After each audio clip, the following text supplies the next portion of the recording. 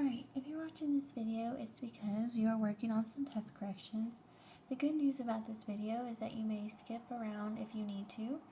If you got a question right, you do not need to watch the explanation, although you are more than welcome to do so. Also, the good news about this is we're about to learn from mistakes that we were making so that you can improve upon it while working on multiplying and dividing fractions, because you are going to see this throughout your 6th grade year as well as your 7th and 8th grade year. So we need to make sure that we can do this fluently. Alright? Alright, so number 1 says a recipe for cookies calls for 2/3 cups of butter.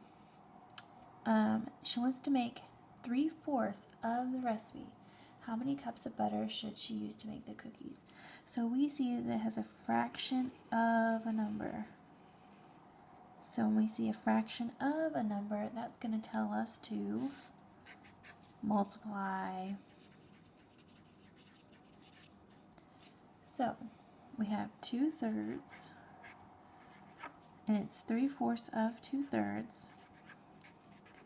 So we learned in our rules that a fraction times a fraction, both these numbers are less than 1, the product or the answer is going to also be less than these fractions. So one thing I noticed when I was grading is that some people were flipping the second fraction. The only time we flip the second fraction is when we're working on division. This is a multiplication problem, so we're multiplying straight across. 2 times 3 is 6. 3 times 4 is 12. I also saw some people leave their answer like this, and they saw that this was not an answer choice, and so they then changed their answer or tried something else. This fraction is equivalent to another fraction. I would think of, what is half of 12? I know that half of 12 is 6, so 6/12 is equivalent to 1/2. Another way you can do this is you see if I count by 6's, 6, 12, oh look, 6 goes into 12, it goes in 2 times. So 6 goes into 6 one time, 12 divided by 6 is 2. And look at that, 1/2. So my answer is 1/2.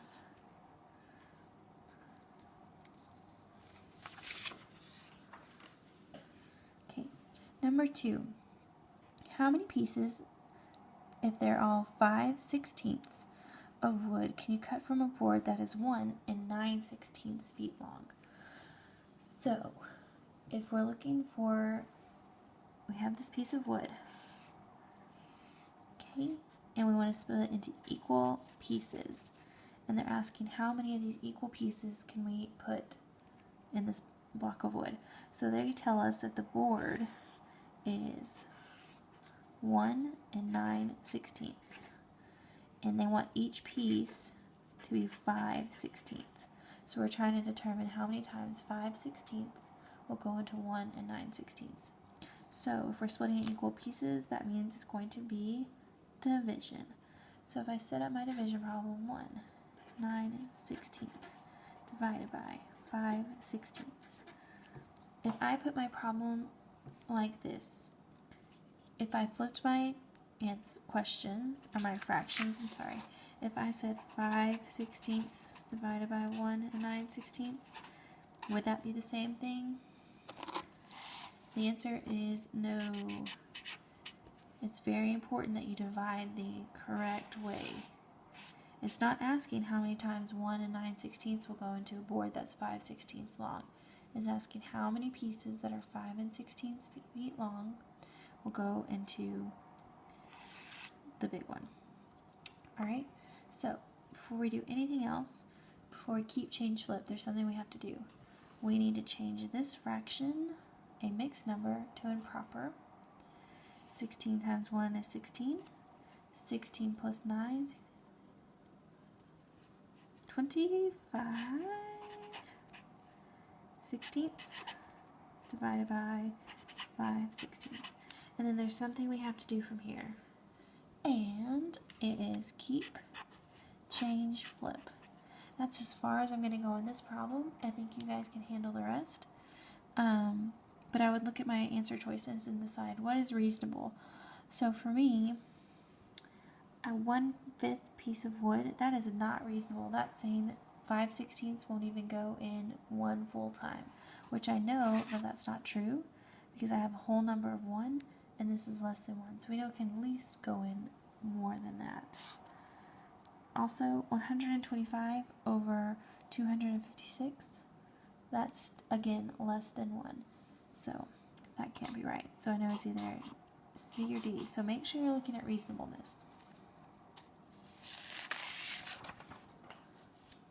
Number 3, in order for the PTA to throw a school dance, 3/4 of the school population, which is 340 students, needs to buy a ticket. How many students must buy a ticket to the school dance? So again, we have a fraction of a number. Fraction of a number, which is going to tell us to multiply. So, 3/4 of 340 students. And I need to change this to a fraction. Put it over 1. And if I put 340 over 1 times 3/4, will I get the same answer? And the answer is yes, you will. So we multiply straight across. Okay? So 340 times 3.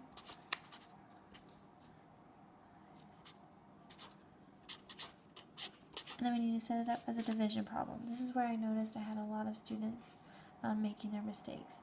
So I need to figure out how many times 4 will go into 1020. So thinking of reasonableness again, if I'm looking at a fraction of a number, it's going to be less than this whole number. So we learned rule number 2 in our notes we took a couple weeks ago, said if it's a number greater than 1 times a fraction, the answer is going to be in between these two numbers. So it's going to be in between 3/4 and 340. So I can eliminate answer choice C because 453 is more than both those answer choices. So that leaves me with 3 answer choices. So now I can figure out the correct answer choice by setting up the division problem. So do that right now, and you'll be able to determine the correct answer for number 3.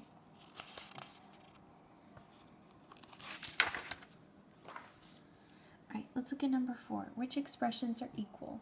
So we essentially have a division problem and finding its equivalent multiplication problem. So the multiplication problem, that will give you the same answer.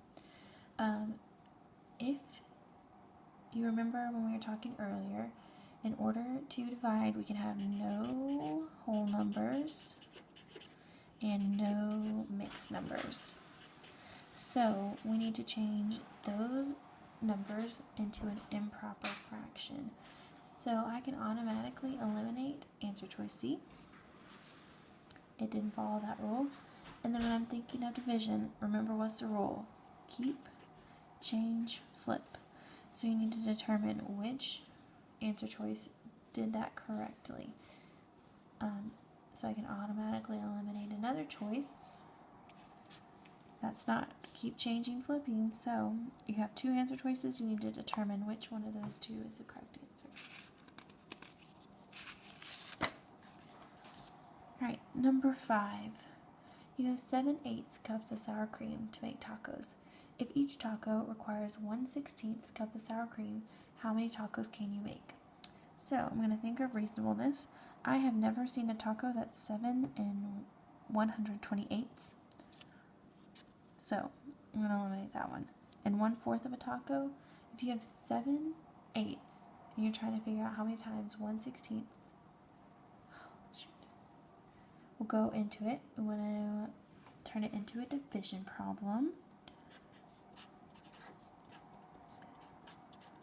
So basically you have this cup of sour cream and you're trying to figure out how many times 1/16 will go into it. So we're taking a larger item and we're dividing it up equally. So we're going to use our rules for division: keep, change, flip. So the equivalent multiplication problem would be 7/8 times 16 over 1. We're going to multiply straight across. It's going to give us an improper fraction, and then you need to turn it into a division problem. Remember, top dog goes in the house every single time. Okay? So let's figure out the answer to that. Number 6. Which expression best describes the result of the operation shown below? So we have 4/7 times 10 21. Well, 10 over 21. We're just going to say that. Sorry. If you did not copy down the rules when we did the multiplying fractions video notes, you need to go back and look at them. This tells you the answer in your notes. We have a fraction less than 1 times another fraction less than 1.